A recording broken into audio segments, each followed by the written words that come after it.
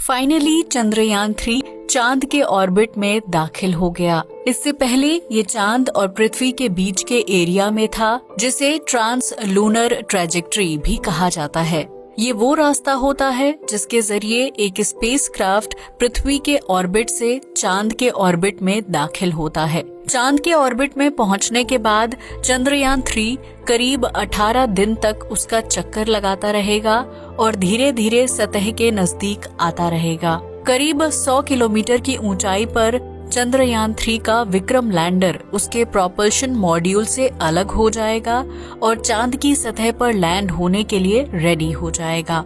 वैज्ञानिक चंद्रयान 3 मिशन के अंतर्गत सॉफ्ट लैंडिंग की प्रक्रिया को सफलतापूर्वक करने की कोशिश करेंगे। ये मिशन भारत के लिए एक बहुत ही इम्पोर्टेंट स्पेस मिशन है और कई लोगों के मन में इससे जुड़े बहुत सारे सवाल हैं। आज हम उन्हीं में से कुछ यूनिक सवालों को लेकर आए हैं और आज के इस वीडियो में हम आपको उनका आंसर बताने वाले हैं। क्वेश्चन नंबर 1, चंद्रयान 3 से जुड़े इतने सारे हिस्से हैं, LVM-3, propulsion module, lander, rover, Rambha etcetera. आखिर इनमें से किसको चंद्रयान 3 कहा जाता है? ये सवाल बहुत सारे लोग पूछते हैं क्योंकि वो इस बात से कंफ्यूज्ड हैं कि आखिर चंद्रयान 3 है क्या, एक लैंडर, एक रोवर या फिर कुछ और। चंद्रयान 3 मुख्य रूप से 3 हिस्सों से बना हुआ है, प्रोपल्शन मॉड्यूल, लैंडर और रोवर। हम पहले के वीडियोस में भी इन तीनों को बहुत अच्छे से डिफाइन कर चुके हैं, लेकिन आइए इनके बारे में शॉर्ट में जानते हैं। प्रोपल्शन मॉड्यूल चंद्रयान 3 का वो हिस्सा है जो इसे पृथ्वी के ऑर्बिट से चांद के ऑर्बिट तक लेकर जाएगा। इसी मॉड्यूल से चंद्रयान 3 का दूसरा भाग यानी कि लैंडर भी कनेक्टेड है, जो चांद के ऑर्बिट से 100 किलोमीटर की ऊंचाई पर उससे अलग हो जाएगा। अलग होने के बाद ये चांद की सतह पर सॉफ्ट लैंडिंग करने की कोशिश करेगा और अगर ये कोशिश सफल हो जाती है तो वैज्ञानिक रोवर को भी इस्तेमाल कर पाएंगे। रोवर चंद्रयान 3 का तीसरा हिस्सा है और इसका काम होगा चांद की सतह पर अपने पहियों के जरिए घूमना फिरना।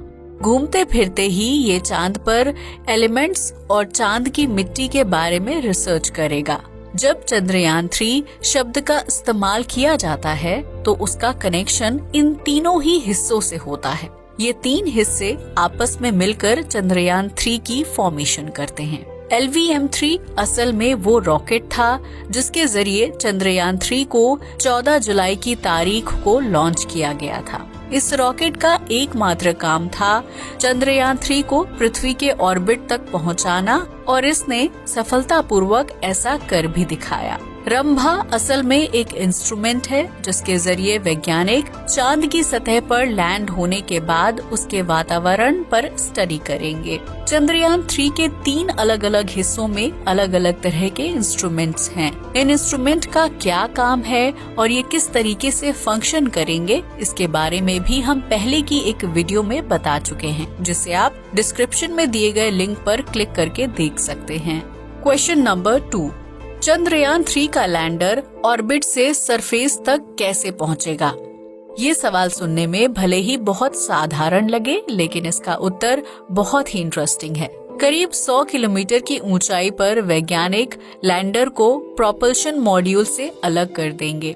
इसके बाद ये सीधा चांद की सतह पर गिरना शुरू हो जाएगा। जी हाँ, आपने सही सुना, ये बिल्कुल एक उल्का पिंड की तरह चांद की सतह की ओर बढ़ने लगेगा। लेकिन इसकी रफ्तार और डायरेक्शन को कंट्रोल करने के लिए वैज्ञानिकों ने इसमें थ्रस्टर्स इंस्टॉल किए हैं। इन थ्रस्टर्स का काम होगा गिरते हुए लैंडर की रफ्तार को कम करना और उसे एक सही पोजीशन पर लाना। लैंडर में भरे हुए फ्यूल का इस्तेमाल करके ये थ्रस्टर्स एनर्जी को जनरेट करेंगे। जब ये एनर्जी लैंडर के नीचे से बाहर आएगी तो ये स्पेसक्राफ्ट को ऊपर की तरफ धक्का देगी। इसी धक्के की वजह से स्पेसक्राफ्ट की रफ्तार को कंट्रोल किया जा सकेगा। इसरो के वैज्ञानिक बताते हैं कि चांद की सतह पर लैंड करने से जस्ट पहले स्पेसक्राफ्ट की रफ्तार करीब 2 मीटर प्रति सेकंड होगी। क्वेश्चन नंबर 3, हमने मंगल ग्रह पर बहुत सारे स्पेसक्राफ्ट्स को लैंड होते हुए देखा है, जैसे परसिवरेंस और क्यूरियोसिटी। वो मंगल की सतह पर पैराशूट्स का इस्तेमाल करके सॉफ्ट लैंडिंग के कठिन प्रोसेस को सक्सेसफुली कर लेते हैं। इसी सेम प्रोसेस को हम मून लैंडिंग में क्यों नहीं अपना सकते? ये सवाल सुनने में बहुत लॉजिकल लगता है और दिमाग में एक बार ये बात जरूर आती है कि आखिर वैज्ञानिक पैराशूट का इस्तेमाल करके चांद पर क्यों नहीं लैंड कर रहे। पैराशूट से सॉफ्ट लैंडिंग करने का प्रोसेस सुनने में थ्रस्टिंग की प्रक्रिया से आसान लगता है और मैं आपकी जानकारी के लिए बता दूं कि ऐसा सच भी है। लेकिन दिक्कत की बात यह है कि हम चाह कर भी चांद की सतह पर पैराशूट से सॉफ्ट लैंडिंग नहीं कर सकते। ऐसा इसलिए है क्योंकि चांद पर हवा नहीं है। मंगल ग्रह के पास अपना खुद का वायुमंडल है, जिसका करीब 96% हिस्सा कार्बन डाइऑक्साइड गैस से बना हुआ है।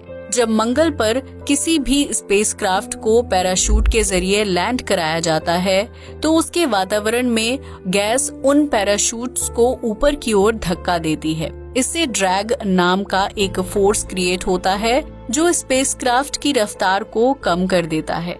चांद पर कोई भी वायुमंडल या फिर हवा नहीं है, जिस वजह से पैराशूट द्वारा कराई जाने वाली लैंडिंग हमेशा ही एक डिजास्टर साबित होगी। स्पेसक्राफ्ट अपनी नॉर्मल रफ्तार पर ही चांद की सतह से टकरा जाएगा और पैराशूट का उस पर कोई भी असर नहीं होगा। यही कारण है कि वैज्ञानिक परसिवरेंस और क्यूरियोसिटी की तरह चंद्रयान को पैराशूट के जरिए नहीं लैंड करा सकते। क्वेश्चन नंबर 4, लैंडर के चांद पर सही सलामत लैंड होने के बाद क्या होगा और उसके अंदर मौजूद रोवर को वैज्ञानिक कैसे बाहर निकालेंगे? सक्सेसफुल लैंडिंग होने के बाद वैज्ञानिक अपनी रिसर्च और स्टडी को चालू करेंगे। चांद हमारे लिए एक बहुत ही इम्पोर्टेंट स्पेस ऑब्जेक्ट है और इसको स्टडी करना हमारे भविष्य के लिए बहुत महत्वपूर्ण साबित हो सकता है। 2008 में चंद्रयान 1 मिशन के जरिए वैज्ञानिकों ने ये पता लगाया था कि चांद के साउथ पोल में पानी है। तब से ही काफी सारी स्पेस एजेंसीज चांद पर जाने में दिलचस्पी ले रही हैं। पानी एक बहुत ही इम्पोर्टेंट रिसोर्स है जिसे सिर्फ इंसानों को जिंदा रखने के लिए ही नहीं बल्कि एक फ्यूल के रूप में भी इस्तेमाल किया जा सकता है। चंद्रयान 3 मिशन के अंतर्गत भी वैज्ञानिक साउथ पोल के इसी एरिया को अच्छे से एक्सप्लोर करना चाहते हैं। लैंडिंग होने के बाद स्पेसक्राफ्ट में मौजूद इंस्ट्रूमेंट एक्टिव हो जाएंगे और फंक्शन करने लगेंगे। सारी टेस्टिंग और चेकिंग करने के बाद लैंडर के अंदर से रोवर बाहर आएगा। इसके लिए लैंडर के गेट को खोला जाएगा जो रोवर के लिए सतह तक जाने का एक रास्ते जैसा बन जाएगा। रोवर चांद की मिट्टी पर अलग अलग इंस्ट्रूमेंट के जरिए स्टडी कंडक्ट करेगा। वैज्ञानिक मुख्य रूप से चांद की थर्मल कंडक्टिविटी और उस पर मौजूद एलिमेंट्स के बारे में जानना चाहते हैं। इसके लिए लेजर टेक्नोलॉजी का भी इस्तेमाल किया जाएगा जो चांद के सरफेस पर मौजूद पार्टिकल्स पर रिलीज की जाएगी। ये उन पार्टिकल्स को हाई एनर्जी स्टेट पर पहुंचा देगी और जब वो अपनी नॉर्मल स्टेट पर आएंगे तो वो किसी न किसी इलेक्ट्रोमैग्नेटिक रेडिएशन को रिलीज करेंगे। इसी इलेक्ट्रोमैग्नेटिक रेडिएशन को स्टडी करके वैज्ञानिक ये पता लगाने में सक्षम हो जाएंगे कि वो रेडिएशन किस एलिमेंट ने रिलीज की है। इसी तरह वैज्ञानिक चांद के अलग अलग एरिया में लेजर का इस्तेमाल करके अलग अलग एलिमेंट्स को डिस्कवर करेंगे। क्वेश्चन नंबर 5, क्या लैंडर और रोवर मिशन कंप्लीट होने के बाद चांद से वापस पृथ्वी पर आएंगे? इसका सीधा जवाब है नहीं। आमतौर पर किसी भी स्पेसक्राफ्ट को वापस आने के लिए डिजाइन नहीं किया जाता है और ऐसा ही चंद्रयान 3 के साथ भी है। 14 जुलाई 2023 को ये आखिरी बार पृथ्वी पर था और अब ये अपनी बाकी की जिंदगी अंतरिक्ष में ही गुजारेगा। इन्हें चांद से पृथ्वी पर वापस लाने का कोई भी प्लान नहीं है। हालांकि चंद्रयान 3 मिशन के कंप्लीट होने के बाद भविष्य में इसके पुर्जों को वापस पृथ्वी पर जरूर लाया जा सकता है। ये सिर्फ एक हिस्टोरिकल पर्सपेक्टिव से पृथ्वी पर वापस लाए जा सकते हैं, लेकिन इन्हें पृथ्वी पर लाकर वापस से इनका इस्तेमाल करना पॉसिबल नहीं होगा। क्वेश्चन नंबर 6, लैंडर और रोवर चांद की सतह पर कितने दिन तक एक्टिव रहेंगे और कितने दिनों तक वैज्ञानिकों को डेटा भेजते रहेंगे। लैंडर और रोवर दोनों ही चांद पर जाने के बाद चांद के मात्र 1 दिन तक एक्टिव रहेंगे। आपकी जानकारी के लिए बता दें कि चांद का 1 दिन पृथ्वी के 14 दिन के बराबर होता है, यानी ये दोनों ही करीब 14 दिन तक फंक्शन करते रहेंगे। इसके बाद चांद पर रात शुरू हो जाएगी, जो दिन की तरह ही बाकी के 2 हफ्तों तक चलेगी। लैंडर और रोवर अपनी फंक्शनिंग के लिए सोलर एनर्जी पर डिपेंडेंट होंगे, जो चांद की रातों में इन्हें नहीं प्राप्त हो पाएगी। मात्र 14 दिन के फंक्शन करने के बाद ही ये दोनों शांत पड़ जाएंगे। हालांकि चंद्रयान 3 का प्रोपल्शन मॉड्यूल करीब 6 महीनों तक एक्टिव रहेगा और चांद का चक्कर लगाता रहेगा। ये सुनने में भले ही बहुत कम समय लगे, लेकिन वैज्ञानिकों के लिए इतना समय भी रिसर्च और स्टडी के लिए काफी है। क्वेश्चन नंबर 7, लैंडर और रोवर चांद पर स्टडी और एनालिसिस करेंगे, लेकिन उनके द्वारा कलेक्ट किया गया डेटा पृथ्वी पर बैठे वैज्ञानिकों तक कैसे पहुंच पाएगा। किसी भी स्पेसक्राफ्ट से डेटा रिसीव करने के लिए एक बहुत बेसिक और जनरल प्रोसेस का यूज किया जाता है। लैंडर और रोवर द्वारा कलेक्ट किए गए डेटा को सबसे पहले डिजिटाइज किया जाएगा, यानी उसे डिजिटल फॉर्म में कन्वर्ट किया जाएगा। ऐसा करने के बाद लैंडर सारे डेटा को इलेक्ट्रोमैग्नेटिक रेडिएशन में कन्वर्ट करके प्रोपल्शन मॉड्यूल तक भेज देगा। प्रोपल्शन मॉड्यूल में एक रिसीवर को लगाया गया है, जो इस डेटा को कैप्चर करके वैज्ञानिकों तक ट्रांसमिट कर देगा। वैज्ञानिकों ने चंद्रयान 2 के ऑर्बिटर को भी एक बैकअप के तौर पर यूज करने का प्लान बनाया है। अगर लैंडर से प्रोपल्शन मॉड्यूल तक डेटा सही तरीके से ट्रांसफर नहीं हो पाया, तो इसी काम को ऑर्बिटर भी आसानी से कर लेगा। डेटा रिसीव करने के बाद ये पृथ्वी पर बैठे वैज्ञानिकों तक ट्रांसमिट कर दिया जाएगा, जो इसे डिकोड करके अपने हिसाब से इस्तेमाल कर पाएंगे। क्वेश्चन नंबर 8, चंद्रयान 3 मिशन और चांद पर जाना जरूरी क्यों है। जैसा कि मैंने आपको पहले ही बताया कि चांद के साउथ पोल में पानी से बनी हुई बर्फ है, जिसे आगे चलकर हाइड्रोजन और ऑक्सीजन में बांटकर एक रॉकेट फ्यूल की तरह यूज किया जा सकता है। चांद का गुरुत्वाकर्षण बल हमारी पृथ्वी के मुकाबले 6 गुना कम है, जिस वजह से वहां पर चीजों को लॉन्च करना पृथ्वी के मुकाबले आसान है। भविष्य में रॉकेट्स को चांद की सतह से भी लॉन्च किया जा सकता है। इसमें बहुत कम ईंधन खर्च होगा और लॉन्च करने में आसानी होगी। आगे चलकर हम चांद पर एक बेस भी बना सकते हैं, जहां पर भविष्य के इंसान रहा करेंगे। इन सभी अविश्वसनीय चीजों को सच बनाने के लिए छोटे छोटे कदमों से ही शुरुआत करनी पड़ेगी, और चंद्रयान 3 एक ऐसा ही स्टेप है। नासा ने भी बहुत मामूली मिशन से शुरुआत की थी, लेकिन अंत में उन्होंने इंसानों को चांद पर पहुंचाया और अब वो वापस से चांद पर जा रहे हैं। भविष्य में हम भारतीयों को भी चांद की सतह पर लैंड होता हुआ देख सकते हैं, लेकिन ऐसा करने के लिए सबसे पहले चंद्रयान 3 मिशन को सक्सेसफुल होना पड़ेगा। क्वेश्चन नंबर 9, नासा करीब 50 साल पहले चांद पर गया था और उन्हें ऐसा करने में मात्र 4 दिन का समय लगा था, लेकिन इसरो को ऐसा करने में 10 गुना ज्यादा समय क्यों लग रहा है।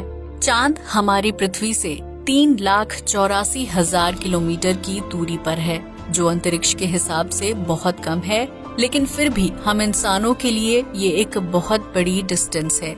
इतनी बड़ी डिस्टेंस को ट्रैवल करने के लिए एक बहुत विशाल रॉकेट की जरूरत पड़ती है, जो आज से 50 साल पहले भी नासा के पास अवेलेबल था। बड़े रॉकेट के होने का मतलब ये भी है कि उसे चलाने के लिए बहुत ज्यादा ईंधन खर्च होता है, जिसे बचाकर दूसरे मिशंस में यूज किया जा सकता है। 1969 के अपोलो 11 मिशन को सैटर्न वी रॉकेट के जरिए किया गया था, जिसकी लंबाई 363 फीट थी। वहीं जिस रॉकेट के जरिए चंद्रयान 3 को लॉन्च किया गया है, उसकी ऊंचाई मात्र 142 फीट है।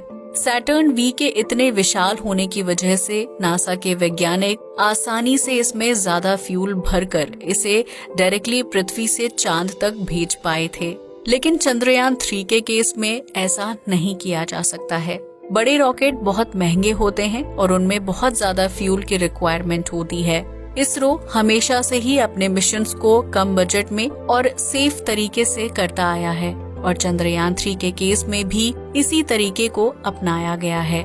पृथ्वी से चांद तक डायरेक्टली जाने के बजाय इसरो के वैज्ञानिकों ने चंद्रयान 3 को इस तरीके से डिजाइन किया है कि वो पहले पृथ्वी की परिक्रमा करे और फिर धीरे धीरे चांद के ऑर्बिट में दाखिल होता जाए। 15 जुलाई 2023 को चंद्रयान 3 में पृथ्वी के अराउंड अपना पहला चक्कर कंप्लीट किया था। जब भी कोई स्पेसक्राफ्ट पृथ्वी के नजदीक आता है तो उसकी रफ्तार बहुत तेज हो जाती है और इसी समय वैज्ञानिक उसके इंजन को ऑन कर देते हैं। ऐसा इसलिए किया जाता है ताकि स्पेसक्राफ्ट की रफ्तार बढ़ पाए और वो अगली बार एक बड़े ऑर्बिट में जा पाए। इसी प्रोसेस को 4-5 बार रिपीट करने के बाद चंद्रयान 3 इतने बड़े ऑर्बिट में पहुंच गया कि वो चांद के स्फीयर ऑफ इन्फ्लुएंस के कांटेक्ट में आने लगा। ये एक ऐसा एरिया है जहां पर चांद के गुरुत्वाकर्षण बल को बहुत आसानी से फील किया जा सकता है। जब चंद्रयान 3 चांद के ऑर्बिट में पहुंच जाएगा तब वैज्ञानिक इसी प्रक्रिया के ऑपोजिट प्रक्रिया को शुरू कर देंगे और इसके ऑर्बिट को छोटा करते जाएंगे। अंत में 100 किलोमीटर की ऊंचाई पर इस प्रोसेस को रोक दिया जाएगा और लैंडिंग करने की शुरुआत की जाएगी। ये तरीका नासा के अपनाए गए तरीके से बहुत अलग है और इसमें कम फ्यूल लेकिन लंबा समय खर्च होता है। क्योंकि इसरो को किसी भी बात की जल्दी नहीं है, इसलिए इस तरीके को अपनाया गया है। वैसे आपको क्या लगता है कि इन दोनों तरीकों में इस स्पेसक्राफ्ट को लॉन्च करने का कौन सा तरीका ज्यादा सही है? हमें नीचे कमेंट करके जरूर बताइएगा। आज के वीडियो के लिए बस इतना ही। जय हिंद दोस्तों।